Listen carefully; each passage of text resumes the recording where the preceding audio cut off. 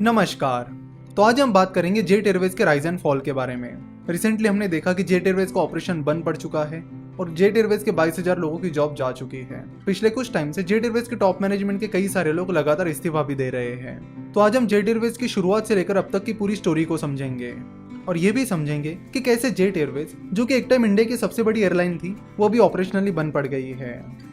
Jet Airways शुरू करने से पहले जेट एयरवेज के founder mister Naresh Goyal लीबनीज international airline में 7 साल के लिए जनरल सेल्स एजेंट थे। उसके बाद उन्होंने अपनी ट्रैवल एजेंसी शुरू की, जिसके जरिए वो फॉरेन एयरलाइंस की सेल्स और मार्केटिंग करते थे।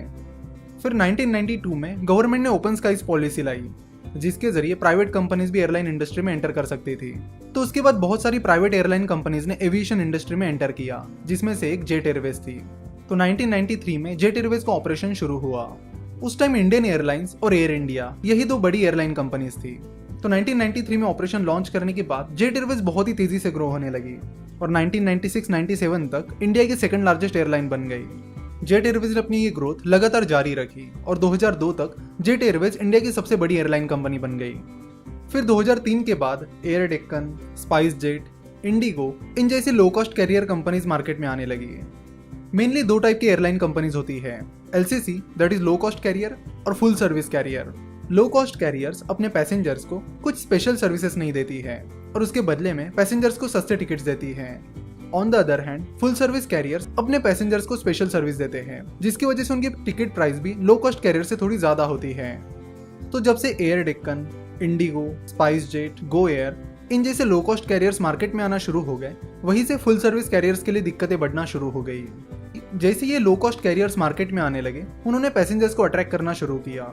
जैसे कि हम जानते हैं कि हम इंडियंस बहुत ही प्राइस सेंसिटिव होते हैं और यही रीजन था कि लो कॉस्ट कैरियर्स बहुत ही तेजी से ग्रो करने लगे, जिसका सीधा असर फुल सर्विस कैरियर्स पर पड़ने लगा।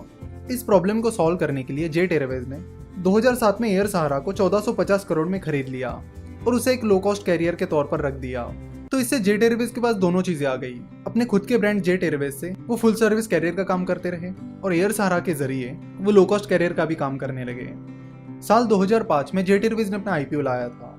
उस टाइम उनके एक शेयर की प्राइस 1100 रुपए थी और उनका मार्केट कैपिटलाइजेशन 11,200 करोड़ के करीब था। अपने इस IPO के बाद जेट एयरवेज अपनी उस 1100 रुपए की प्राइस पर कभी वापस छू ही नहीं पाई। IPO से उन्हें जो भी फंड मिला था, उससे उन्होंने एयरक्राफ्ट खरीदे थे और कुछ पैसा जो बचा था उससे उन्होंने एयर सहारा को खरीद लिया था। लेकिन एयर सहारा को खरीदने के बाद कंपनी के पास कैश क्रंच आने लगा, क्योंकि लो कॉस्ट कैरियर से कम्पीट करने की वजह से जेट एयरवेज को अपनी प्राइसेस कम करनी पड़ी। यानी वो जेट एयरवेज के जरिए लोगों को फुल सर्विस तो देते रहे, वही ज्यादा कंपटीशन की वजह से उन्हें प्राइस लगातार कम करनी पड़ी, जिसका सीधा असर उनके प्रॉफिट एंड लॉस स्टेटमेंट पर पड़ा और उनका प्रॉफिट धीरे धीरे कम होने लगा। साथ ही उनकी कैश भी कम होने लगी और फिर वो किसी इन्वेस्टर को ढूंढने लगे जो जेट एयरवेज में पैसा डाले ताकि जेट एयरवेज चलती रहे। और फिर 2013 में इतिहाद ने जेट एयरवेज में $380 मिलियन इन्वेस्ट किए। इसी बीच इंडिगो ने बहुत सारे पैसेंजर्स को अट्रैक्ट करना शुरू किया। अपने लो कॉस्ट कैरियर के मॉडल पर उन्होंने बहुत ही सस्ती प्राइस में लोगों को टिकट ऑफर करना शुरू किया, जिसकी वजह से बहुत सारे लोग एयर ट्रैवल को प्रीफर करने लगे, जिसकी वजह से इंडिगो का मार्केट शेयर लगातार बढ़ता चला गया। फिर 2013 तक इंडिगो इंडिया की दूसरी सबसे बड़ी एयरलाइन बन गई और 2015 तक इंडिगो इंडिया की सबसे बड़ी एयरलाइन बन चुकी थी। On the other hand in सारे लो कॉस्ट कैरियर की वजह से फुल सर्विस कैरियर्स का मार्केट शेयर लगातार कम होने लगा।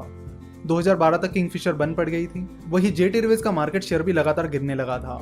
इस प्रेशर की वजह से उन्हें अपनी प्राइसेस कम करनी पड़ी और फिर धीरे धीरे कंपनी को लॉसेस झेलने पड़े। ऑलरेडी कंपनी पर 8-10 हजार करोड़ का लोन था और जिसके बाद कंपनी लॉस में भी जाने लगी, जिसकी वजह से कंपनी को दिक्कतें आने लगी अपना डेट रीपे करने में। चलो तो देखते हैं कि वो कौन सी बड़ी गलतियां हैं जिसकी वजह से जेट एयरवेज को बहुत ज्यादा नुकसान झेलना पड़ा। पहली गलती ये है कि 2004 में गवर्नमेंट ने 520 रूल लाया, यानी जो एयरलाइंस पिछले 5 सालों से लगातार काम कर रही है और जिनके पास 20 एयरक्राफ्ट्स हैं, वो अपना इंटरनेशनल ऑपरेशन शुरू कर सकते हैं। इस पॉलिसी के बाद जेट एयरवेज ने अपना इंटरनेशनल ऑपरेशन भी शुरू किया। जेट एयरवेज इंटरनेशनल ऑपरेशन पर इतना फोकस करने लगे कि उन्होंने अपने डोमेस्टिक मार्केट पर फोकस करना ही छोड़ दिया। तब जेट एयरवेज इंडिया की नंबर 1 एयरलाइन थी और वो यही सोचने लगे थे कि अब तो हमने डोमेस्टिक मार्केट को कॉन्कर कर लिया है, अब हम इंटरनेशनल मार्केट की तरफ चलेंगे। तो जैसे ही उन्होंने डोमेस्टिक मार्केट से अपना फोकस हटा दिया, वैसे ही लो कॉस्ट कैरियर्स ने डोमेस्टिक मार्केट में अपना मार्केट शेयर बढ़ाना शुरू कर दिया। फिर इस लो कॉस्ट कैरियर के प्रॉब्लम को सॉल्व करने के लिए किंगफिशर ने एयर डेक्कन को खरीद लिया, तो जेट एयरवेज ने एयर सहारा को खरीद लिया। लेकिन इन दोनों भी एयरलाइन के ये प्लान्स कंप्लीटली फेल हो गए। जेट एयरवेज ने अपना ज्यादातर पैसा एयर सहारा को खरीदने में ही लगा दिया और कुछ वाइड बॉडीड प्लेन्स खरीदने में लगा दिया, जिसके बाद कंपनी को अपना ऑपरेशन एक्सपांड करने में दिक्कतें आने लगी। 2008 में जेट एयरवेज ने कुछ वाइड बॉडीड प्लेन्स खरीद लिए जिनकी कॉस्टिंग काफी ज्यादा थी। साथ ही उनमें स्टैंडर्ड 400 सीट की बजाय उन्होंने 308 सीट ही बिठा दी। तो इस तरह सर्विस पर तो उन्होंने बहुत ज्यादा फोकस किया, लेकिन वैसा रिस्पॉन्स उन्हें मिला नहीं। बहुत ही अच्छी खासी सर्विसेज प्रोवाइड करने के बावजूद भी कंपटीशन की वजह से उन्हें लगातार अपनी प्राइसेस कम करनी पड़ी। कंपनी ने ये जो वाइड बॉडीड प्लेन्स खरीदे थे उसका प्लान ठीक से चला नहीं है और उससे कंपनी को अच्छा रिस्पॉन्स भी नहीं मिला। तो कंपनी ने अपनी वाइड बॉडीड एयरक्राफ्ट्स को लीज पर देना शुरू कर दिया। उन्होंने अपने करीब 70-80% वाइड बॉडीड एयरक्राफ्ट्स लीज पर दे दिए और कंपनी अपना एयरलाइन का काम छोड़कर लीजिंग पर भी फोकस करने लगी, जिससे उनका ध्यान धीरे धीरे भटकने लगा। कंपनी की एक बड़ी मिस्टेक ये भी थी कि मिस्टर नरेश गोयल, जो कि जेट एयरवेज के फाउंडर थे, वही पूरी तरह से कंपनी को मैनेज करते थे। वो अकेले कंपनी के प्लान्स मैनेज करते थे, सारी स्ट्रेटेजीज बनाते थे। कंपनी के सीईओ तो थे, लेकिन वो बस नाम के लिए थे। कंपनी की लगभग सारी decision making mister Naresh Goyal के हाथ में थी। और जैसे कि हम देख रहे हैं, पिछले कुछ सालों में मिस्टर नरेश गोयल डील्स को इफेक्टिवली क्रैक नहीं कर पा रहे हैं। डेल्टा एयरलाइन जेट एयरवेज में इन्वेस्ट करना चाहती थी, वो डील भी उनसे क्रैक नहीं हो पाई। और जब हाल ही में जेट एयरवेज की हालत बहुत ज्यादा खराब हो गई, तब टाटा सन्स जेट एयरवेज में इन्वेस्ट करने की प्लानिंग कर रही थी, लेकिन वो प्लान भी सक्सेसफुल हो नहीं पाया। इतिहाद भी जेट एयरवेज में अपना स्टेक बढ़ाने की प्लानिंग कर रही थी, वो डील भी उनसे क्रैक नहीं हो पाई। और फिर आखिर में जब बैंक्स ने जेट एयरवेज को बचाने के लिए कुछ कोशिशें की, तो उसमें भी वो सफल नहीं हो पाए। जेट एयरवेज के आखिरी पड़ाव में लगभग सारे लोग यही चाहते थे कि मिस्टर नरेश गोयल बोर्ड से हट जाए, लेकिन वो नहीं हटे। और फिर जब सारा खेल खत्म हो गया, तब जाकर मिस्टर गोयल ने बोर्ड से इस्तीफा दिया। कंपनी के सीईओ मिस्टर विनय दुबे, जो कि डेल्टा एयरलाइन से थे, वो कंपनी में बहुत सारे चेंजेस करना चाहते थे और स्ट्रेटेजीज को भी बदलना चाहते थे, लेकिन उनके हाथ में उतनी डिसीजन मेकिंग पावर ही नहीं थी कि वो उन पर काम कर पाए। फिर धीरे धीरे कंपनी के लॉसेस बढ़ने लगे और कंपनी के लॉसेस 3000 करोड़ के भी ऊपर चले गए, जबकि कंपनी पर करीब 10,000 करोड़ का डेट भी था। डेट और लॉसेस, ये कॉम्बिनेशन बहुत ही डेंजरस होता है। जो भी कंपनी इस जाल में फंस जाती है, उसका खेल ज्यादातर टाइम खत्म ही हो जाता है। इसलिए रिसेंटली हमने जो बर्कशायर हैथवे की समरी देखी थी, उसमें वॉरेन बफेट ने बताया था कि कंपनी को बहुत ही सोच समझकर रिस्क मैनेज करनी चाहिए और डेट का इस्तेमाल बहुत ही कम करना चाहिए। आपको बता दूं कि 2009 में मिस्टर नरेश गोयल इंडिया के 75th रिचेस्ट पर्सन थे। तब उनकी नेटवर्थ करीब $700 मिलियन थी, लेकिन जेट एयरवेज के इस फॉल के बाद वो आपको फोर्ब्स की लिस्ट में कहीं पर भी नहीं मिलेंगे। जैसे कि हमें पता है, कंपनी की शेयर प्राइस लॉन्ग टर्म में उसके बिजनेस परफॉर्मेंस को फॉलो करती है।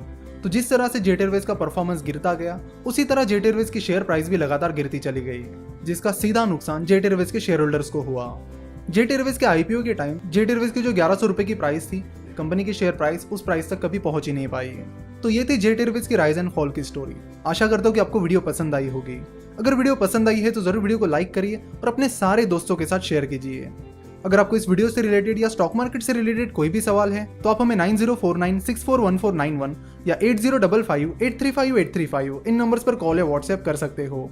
हमसे जुड़े रहने के लिए आप हमें फेसबुक, ट्विटर और इंस्टाग्राम पर फॉलो कर सकते हो। वीडियो देखने के लिए और हमारे साथ जुड़े रहने के लिए आपका बहुत बहुत धन्यवाद।